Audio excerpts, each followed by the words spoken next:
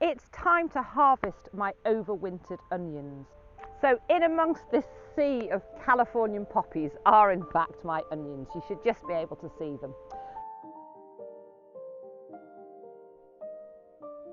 Some have started to grow scapes, but I will chop those off and they're just delicious in cooking.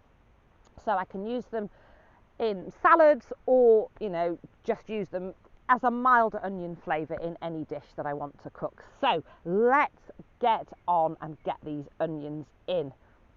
So I'm going to use a trowel and I'll see how I go. I don't like to just pull because it can damage them, but actually the soil is well watered and quite crumbly, so I'll start with my trowel and see how I go. But if they're lifting out easily, I will just give them a pull, but I always test with that trowel first to see how they're going to come up so I'm not causing any damage. So let's have a look.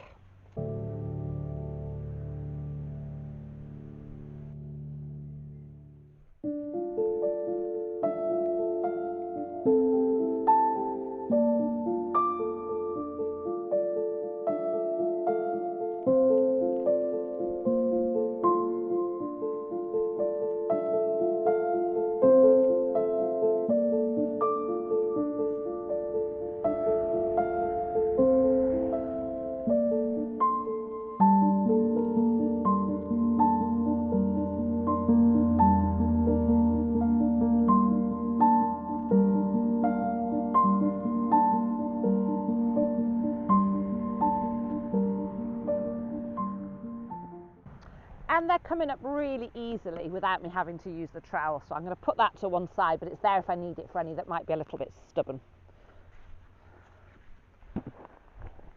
And if you are going to just pull them, don't sort of pull by the leaves at the top if you haven't, if you're new to onion growing. Get hold of them right down at the bottom of the neck, just at the part where the onion bulb finishes. Get hold of them there where they're nice and strong.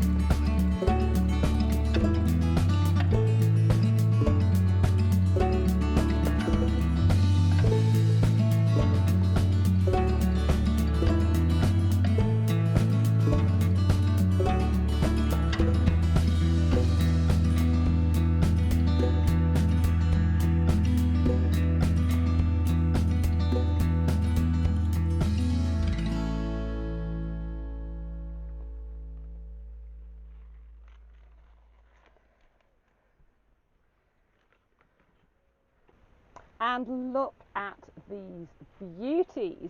So I've already started putting some on the staging here in the polytunnel. So I cure my onions by popping them in the slats.